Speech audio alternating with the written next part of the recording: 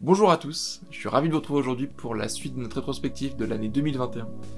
On commence à se rapprocher de la fin, avec donc aujourd'hui un film espagnol, puisqu'on va parler de Pedro Almodóvar, et plus particulièrement de Madres Paralelas, qui met donc une nouvelle fois en scène Penélope Cruz, dans un rôle de nouvelle mère, à un âge déjà avancé, qui va faire la rencontre avant son accouchement d'une autre mère, cette fois-ci une jeune mère, qui est même mineure d'ailleurs. Et donc le film va essentiellement se concentrer sur les deux personnages, et également sur le rapport qu'entretient l'Espagne à son histoire, dont on reparlera bien sûr plus tard, puisqu'aujourd'hui on va parler donc du dernier film de Pedro Almodóvar, Madres Paralelas.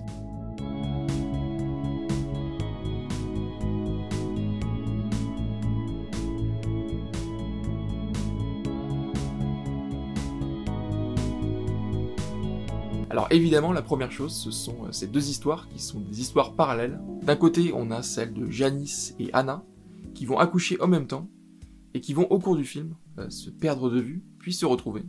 Donc ça c'est ce qu'évoque le titre, le fait qu'elles soient mères en même temps. Et le côté géométrique, ça renvoie à la dimension un peu troublante de la situation, qui est presque liée au destin des personnages, le fait qu'elles soient amenées à avoir un destin parallèle. Mais ça met aussi en avant qu'une seule partie de l'histoire, et ça occulte complètement le côté histoire avec un grand H, ou avec sa grande H, comme disait Georges Perec, une phrase qui ici prend tout son sens d'ailleurs. Et cette partie, elle va concerner le combat de Janice pour honorer la mémoire de ses ancêtres, qui sont morts pendant la guerre civile en Espagne. Et ces deux parties, elles vont donc mettre en avant la notion d'histoire, mais aussi la notion de gène, puisqu'on va s'apercevoir assez rapidement que les enfants, que les filles de Anna et Janice ont été inversées à la naissance, ce qui va être d'autant plus problématique quand Janice va apprendre que sa fille biologique probablement est décédée, parce que ce qui va être important aussi dans le film, c'est la notion de deuil, le fait de faire son deuil, ce qui est parfois difficile à réaliser, ce qui dans ces deux cas est difficile à réaliser. Janice explique d'ailleurs que tant que tous les corps n'auront pas été découverts, la guerre ne sera pas terminée.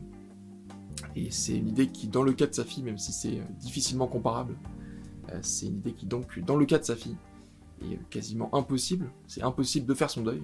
Et la notion qui est, je pense, la plus développée, et auquel nous allons nous intéresser, c'est celle du temps, qui est peut-être plus développée dans la première partie du film. D'abord, il se déroule sur une période assez étendue, que l'on peut estimer à une année, quand on regarde l'évolution de la fille de Janice. Et le traitement du temps, il est assez particulier ou original.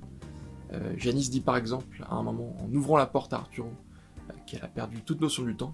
Et d'ailleurs, il y a une séquence dans laquelle on a un retour dans le passé, c'est inattendu, quand elle lui ouvre la porte justement, qui met en parallèle une nouvelle fois deux époques, et donne aussi aux images un caractère étrange, presque comme si elles étaient rêvées. Janice et Anna sont aussi mères à un moment stratégique de leur vie.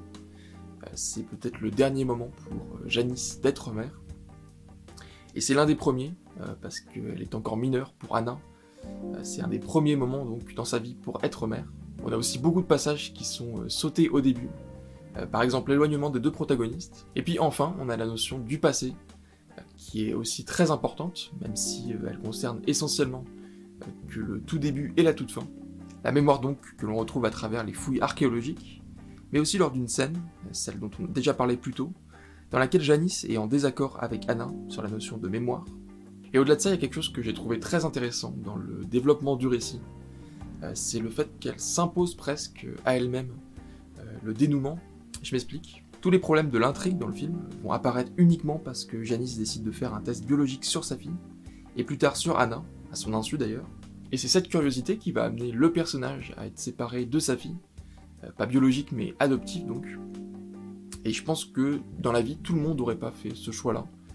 Je pense que beaucoup de personnes auraient préféré fermer les yeux. Bon là, ça s'explique par le fait que c'est évidemment un film, et qu'il faut que ça soit un minimum intéressant pour le spectateur.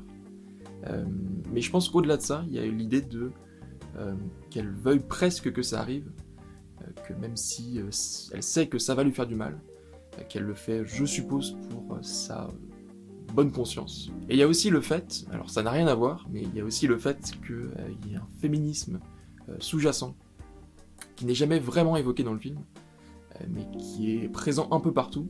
Sur le t-shirt de Janice, par exemple, à un moment, sur lequel il est écrit « Nous devrions tous être féministes », et même plus simplement par le fait qu'on n'est presque que des personnages féminins. Les deux protagonistes, d'abord, la mère d'Anna ensuite, avec un père qui est évoqué mais jamais présent à l'image, et par le fait aussi que les deux filles, les deux personnages principaux, soient justement des filles.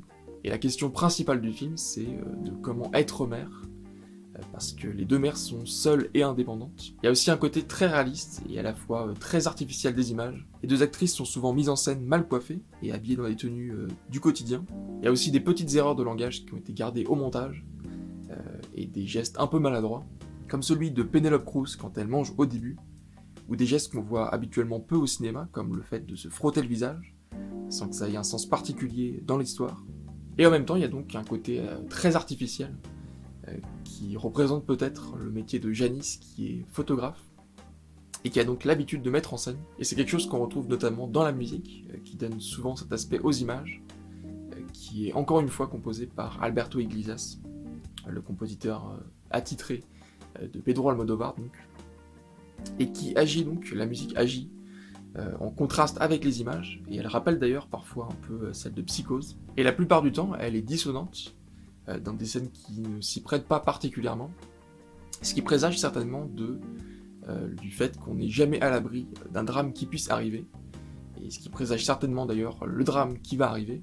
Et il y a aussi le fait que le personnage de Janice tire son nom de Janis Joplin, la chanteuse, qu'on entend d'ailleurs dans une des scènes, dans laquelle les protagonistes vont pour la première fois faire l'amour, une scène particulièrement synchronisée avec la musique. Alors maintenant mon avis, qui est plutôt positif, parce que c'est un film que j'ai pris plaisir à voir à 2 reprises, que je reverrai peut-être plus jamais de ma vie, mais que j'ai regardé assez facilement, donc 2 fois. D'abord je commencerai par dire que j'ai trouvé la performance de Penelope Cruz très bonne, en tout cas que j'ai trouvé le personnage crédible et sincère, ce qui est souvent le cas d'ailleurs dans les personnages que met en scène Pedro Almodóvar, plutôt dans les actrices d'ailleurs que met en scène Pedro Almodóvar. J'ai trouvé en revanche un peu en dessous peut-être l'autre actrice, Milena Smith, qui m'a paru moins correspondre à son rôle, mais c'est vraiment pas un énorme bémol. Une chose que j'ai beaucoup aimé, c'est la montée en tension, qui est très bien réussie je trouve, l'histoire de la relation entre les deux femmes, avec la tension, toute la tension que ça induit, et le personnage un peu mystérieux de Anna. Et je m'attendais en revanche à que ça aille beaucoup plus loin. Par exemple au fait que Cecilia, c'est-à-dire la fille de Anna, la fille biologique d'Anna, meurt lorsqu'elle était gardée par elle, un peu comme son premier enfant. Alors je dis pas que c'est ce que je voulais, mais je dis plutôt que c'est ce à quoi je m'attendais. Mais ça fait aussi du bien de voir des films qui contredisent nos attentes. Mais cependant, je pense que s'il doit y avoir un gros point négatif, ça serait sûrement le dénouement. C'est ce que j'avais noté déjà en décembre quand j'avais découvert le film. Et j'ai eu le temps de l'oublier et de le renoter quand je l'ai redécouvert. Donc je pense que c'est un peu forcé. Et d'ailleurs, il n'y a presque pas de dénouement finalement.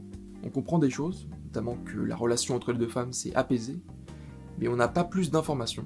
Alors c'est un choix qui est aussi envisageable, c'est un parti pris envisageable, mais je trouve qu'ici c'est plus de l'ordre d'un récit qui se résout presque par magie. C'est pas un parti pris auquel j'ai adhéré en tout cas. En revanche, j'ai trouvé quelques plans très beaux et remarquables, notamment quand elles accouchent et qu'elles sont filmées de près avec le corps de leur bébé contre leur visage. Un moment émouvant avec la musique qui accompagne les images. D'ailleurs, on retrouve beaucoup de gros plans sur les visages et même sur les objets, comme lorsque Janice clique sur sa souris d'ordinateur. Le resserrement du plan donne un aperçu de l'intensité psychologique dans laquelle est plongé le personnage à ce moment-là. Et puis surtout, le plan où elle se met au lit avec Anna, après un repas avec Arturo, et que celle-ci lui demande si elle a couché avec lui.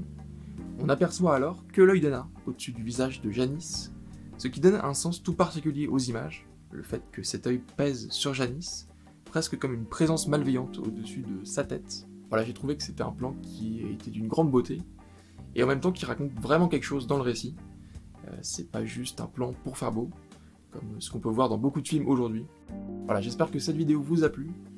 Si c'est le cas, n'hésitez pas à me le dire en commentaire, et même à me donner votre propre avis sur le film, que vous soyez d'accord ou non avec moi.